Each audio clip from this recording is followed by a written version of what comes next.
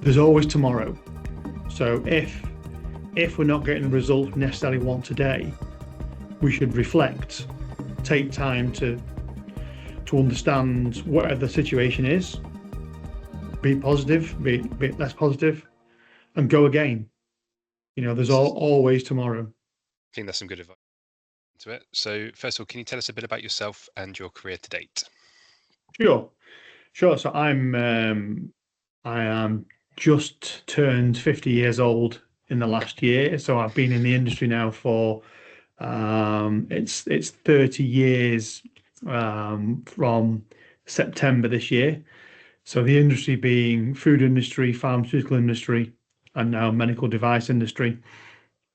I'm born a farmer's son, so I've been used to, um, shall we say, more traditional forms of engineering and industry from birth.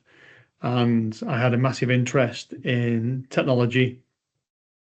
That's what led me to go in the pharmaceutical industry. So I've worked like many people from pretty much the shop floor right through to where I am now as a chief operating officer stroke group operations director for Owen Mumford medical devices. Sure. My history, if you like, really has been with large pharma. So the AstraZeneca group, as well as Teva, as well as Thermo Fisher for my three main companies. But I think one of the greatest things to all of that is working with and getting results through relationships with people. Sure. That's what really has inspired my career to date. Okay, perfect. So, you mentioned Owen Mumford there. Can you tell us a little bit about who they are and what they do? Sure. So Owen Mumford is a British company and a company that was formed by two gentlemen, Mr. Owen and Mr. Mumford, approximately 70 years ago. Traditionally, they were a company for engineering and the design for solutions for problems that there were no current solutions. So originally, it was what people would class as the false lung, or where people have aids for breathing, Okay. either during operations or during recovery. Then moved into a medical device innovator, so manufacturing some of the main products we see on our shelves today, finger prickers, etc., moving through to some of the first auto injectors that we now take for granted. So things that people use on a daily basis for EpiPens, etc. Owen Mumford were some of the original design innovators of those products, and now we are moving into large scale platform device manufacture. Platform devices being the new generation of auto injectors, which is a very, very exciting journey because not only does it play to something very close to my heart, which is the health of people, but it also moves into a space where we're giving people a lot more independence as well. So we're opening up a world where people will have mobility with their care. Perfect. But looking back, what advice would you give your younger self, especially when you were just starting out in your career? It's a great question, really, because I mean, when I reflect, I think we often don't recognize when we are in imposter syndrome, and we don't recognize is because either we're in awe of situations of other people, and that may mean that we don't recognize our own skills, or it may be a situation where we have overwhelm. A lot of young people have overwhelm, and that shows up in multiple different ways. And there are some cases, as we know, with some of our younger members of the industry, as well as people about to join the industry, as well as more experienced people who sadly have suffered Yep. or are suffering. I think the advice I would give myself is to give myself a break. Okay. I think the there's always tomorrow. So if we're not getting the result we necessarily want today, we should reflect, take time to understand whatever the situation is, be positive, be less positive, and go again. There's This is, always tomorrow. I think that's some good advice. I know it's something that I've personally struggled with, to be honest, is the patience of not having success and wanting things to kind of come quicker. And yeah, Absolutely. I mean, I'm 50 years old, and I don't want it now. I want it right now because yeah, because I know that I know what I want to achieve and I know how to achieve it. Therefore, if it doesn't go right, even I have to remind myself that there's always tomorrow. But you have to reflect. If we do exactly the same as we've done before and we go again, how can we expect a different result? okay, perfect. Thank you. Semi-related, but are there any skills or knowledge that you'd wish you developed earlier in your career? Yeah, I do really. And again, I mean, I really appreciate the opportunity to talk about this because I think, some of the skills, it's it's that ability to lift your head up and, ask for support, not so much validation, but just for support to check in because we sometimes start on a journey and situations can change and we believe we're on the right path and we could put a significant effort in for the situation to have changed along the way because communication is Yep. multi-directional. There are people who give us communication and steers and objectives, and a lot of people's style is that if they don't hear back off somebody, they'll presume everything's okay.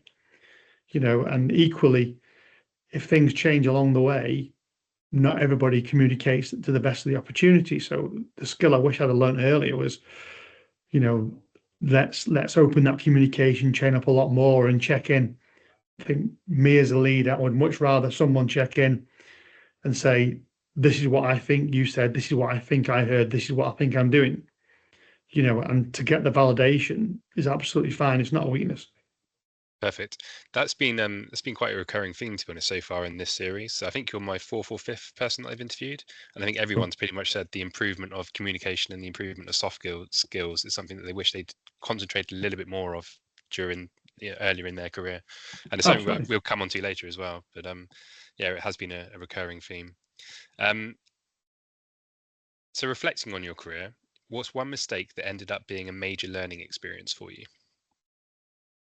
It's a great question. It's a really great question because I think there's there's there's there's no such thing as a significant mistake dependent on your mindset. And I posted on LinkedIn earlier today talking about a little bit about imposter syndrome and and stretch into stress. Some people will, if you look at the people who go into um, more the technological side, the more the Googles of the world, making mistakes is the best way to get to a result, as opposed to the industries that we work in from an engineering perspective, where the risk to something going wrong could be very, very significant Yeah, to either products or people, patients getting yeah. I their mean, medicines, etc. And I think it's associated with the pressure of perception. And I think for me, I remember years ago, actually, it was at university. I remember back to the communication piece where we were challenged with inventing a different food product. You know, I don't know how many there were, 15, 20 students, groups of two or three. So say there was five or six groups or teams, and they were inventing their everyone's own foodstuffs. And my I remember this particular day because I was um, doing the manufacturing process product that we were developing was something called a fishage, which is a fish okay. sausage. And I know, surprisingly, nobody knows about it now. And another group all wanted to go for break together, and they were developing some kind of cheese, some kind of port cheese. That sounds more appealing. And they asked me to keep an eye on the temperature, and something had gone wrong in my process, and I took my eye off their temperature gauge for their vessel, where more coolant was required to cool the jacket. And because I didn't keep my eye on it, it cooked their product and it put them back a few days. And the guilt that I felt for not keeping my eye on it was unbelievable. And some of the negative banter that I received because of it was also a problem. And actually, the root cause is I simply should have said, I can, but I may not be able to keep an eye on it all the time. Is that the risk you want to take? And again, it comes back to communication. And the something that I say to a lot of the people that I work with and lead and serve is if you if you accept a situation, if you put yourself in a situation, you become the situation. Mm-hmm. So as such, you need to be comfortable and confident that before you go into it, you're able to see it through.